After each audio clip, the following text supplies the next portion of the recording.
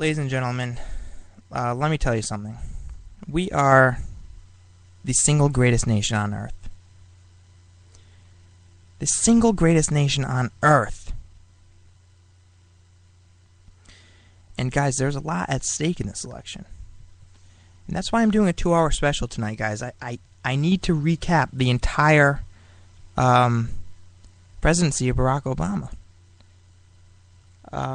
So much is on the line here.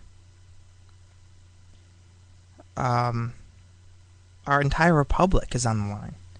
And I know you got liberals out there, many on the left, Obama supporters, saying, oh no, what are you talking about? The republic's doing fine. If you've read history, if you know about America's founding, if you know about the Constitution, if you know the principles that the republic was established upon, you would understand that the entire republic itself is at stake here. The entire republic is at stake. America is at stake. We have a choice tomorrow. We have a choice between Mitt Romney and Barack Obama. But in many ways, guys, it goes so much further beyond that. It's a choice of liberty or tyranny. President Obama, what have we seen from him in the past 4 years? More regulations. We've seen taxes go up. We've seen his Obamacare begin to be implemented. We've seen the economy downgraded. We've seen people, millions and millions of people looking for work. We've seen 43 straight months of unemployment above 8%. That's one path we could continue going down, or we could choose a different path and get off this path to destruction and get back on the trail to prosperity.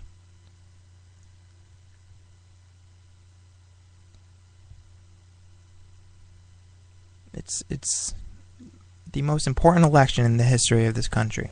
Guys, America is great. America is the best nation on the face of the earth.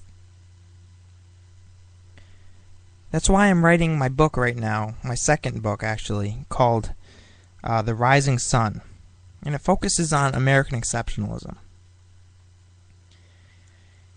And it tells about the founding of this country, where we came from, where the Constitution came from, and just all about the foundation. It goes through history, and I'm going to explain decade by decade by decade what makes this country so great.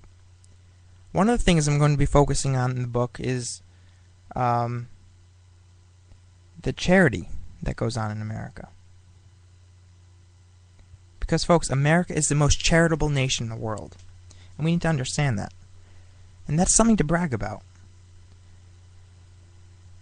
Americans gave nearly $300 billion to charitable causes in the year 2007. Donors contributed an estimated $295 billion in 2006, a 1% increase when adjusted for inflation, up from $283 billion in 2005. The biggest chunk of the donations, which was 32.8%, went to religious organizations, which leads me into my next point that I'm going to bring up in a minute. The second largest slice of donations, which was 13.9%, went to education, including gifts to colleges, universities, and libraries. Ladies and gentlemen, Americans give to charity. We help people in need, not because some government tells us to, not because some president wants to redistribute the wealth and tax us to death and give it to people that don't necessarily deserve it. We give to people in need because it's the right thing to do in our hearts. It's the right thing to do in our hearts, ladies and gentlemen. And the government doesn't understand that. The single most charitable nation in the world is this country we are living in right now, called the United States of America. The people are good. The people are good. We are a nation that is founded on Christian Judeo principles. Christian Judeo principles, traditional values, the Bible, God. George Washington once said that it is impossible to rightly govern a nation without God and the Bible. How true is that statement?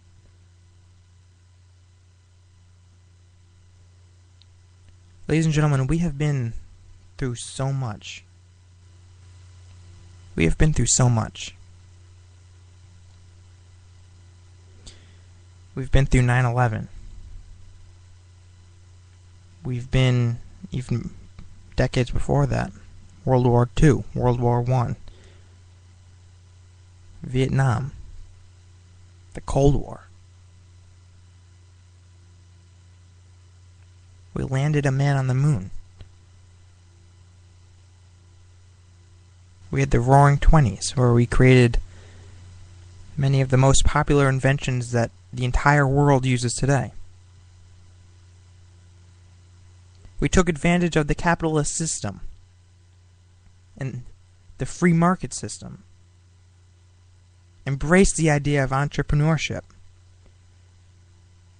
And embraced the idea that anyone in America who wants to achieve success can, no matter their background, no matter their race, no matter their nationality.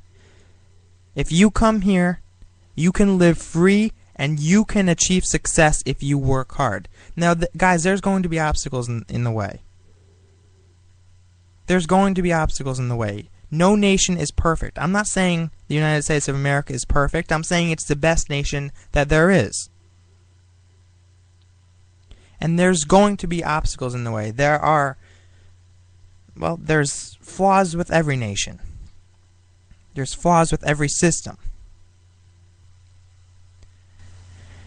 And it upsets me, quite frankly, when I talk to people and they say, oh no, we're not the best nation on earth. What does that even mean? We kill people. We're terrible people. We're greedy. We're selfish. Or this or that. It's not true. It's not true. Now, we're not perfect people. Don't get me wrong.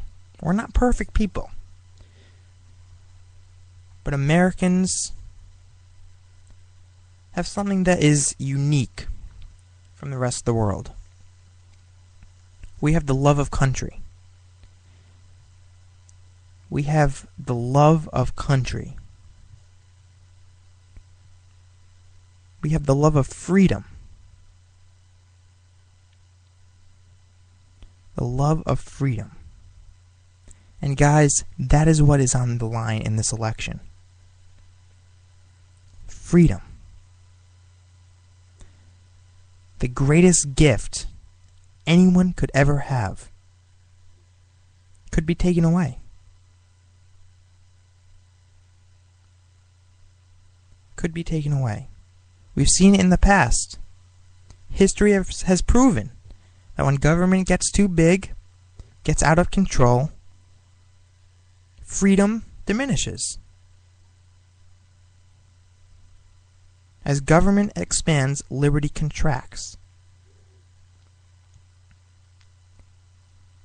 And depending on how the election goes tomorrow, we could either see a resurrection of liberty in this country or the death of liberty over the next 4 years.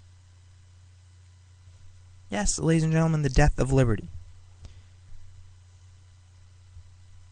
Now, what would that look like? Well, President Obama is trying to change the system. Remember 4 years ago he said that he wants to fundamentally transform the United States of America. He is doing that. He is doing that. And, ladies and gentlemen, let me make something very clear to you. President Obama is not in touch with the American people. He's not in touch with our values and our love for freedom and our love for country. He's not in touch with our love for the Constitution, our love for the Founding Fathers, and our love for our traditional values. And if you're sitting there saying, oh no, don't worry, he loves our values, he loves our principles, well then why does he want to fundamentally transform us? Why would you want to fundamentally transform something you love? Don't you see? He doesn't love this country. He loves the idea, the image that he wants to turn it into.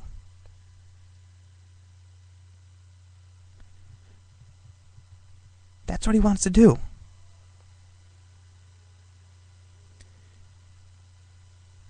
And it's not aligned, it's not in touch with the majority of the American people.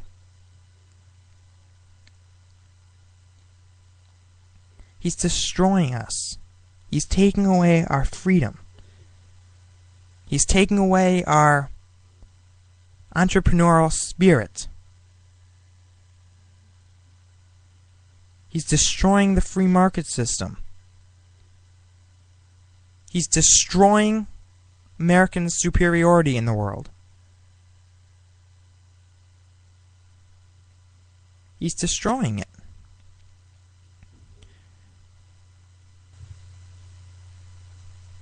Remember when he said that he believes that the Constitution and the Founding Fathers are flawed?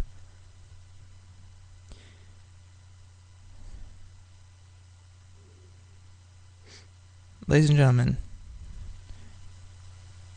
let me tell you something. I want you to listen to me here. I absolutely, from the bottom of my heart, love this country. It's all that I know. America is... I would never live in any other country besides this one I am living in right now. I would never.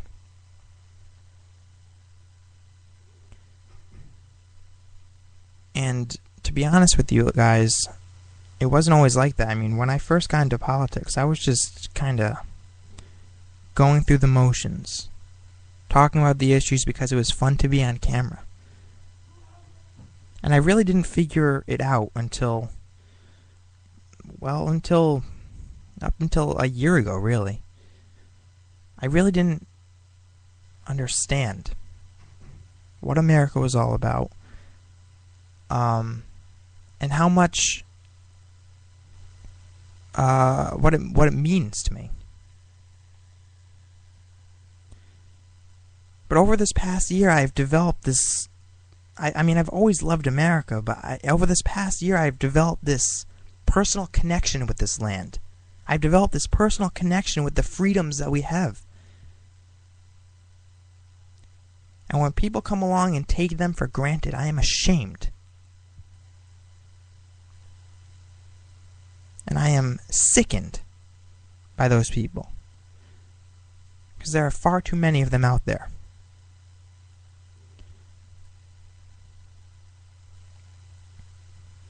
I've laid in bed at night, ladies and gentlemen, and I've literally gotten upset over the thought of losing this country. Over the thought of losing our freedoms, over the thought of losing our republic. We are such a magnificent country with an incredible history. Incredible history. The potential that this nation has, what we could potentially become, is outstanding. But in order for us to reach that potential, the American people need to discover maximum freedom. And under this current administration, it is impossible to discover that. It's impossible to discover that because he believes in a strong centralized government where he is the majority of the power, not the people. That's not the way the Founding Fathers wanted it to be. And for good reason.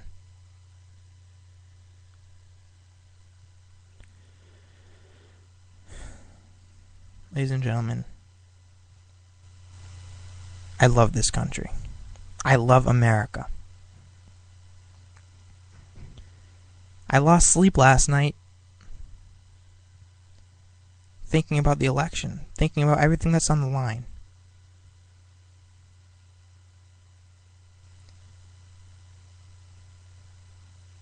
In just over 24 hours, ladies and gentlemen, we will know whether or not America will survive. We will know whether or not we continue to be a land of freedom or a land of tyranny. And mark my words, guys, I am praying. I am literally getting on my hands and knees and praying that we continue to be the light of the world, the hope of the world, and as Thomas Jefferson once said, an empire of liberty.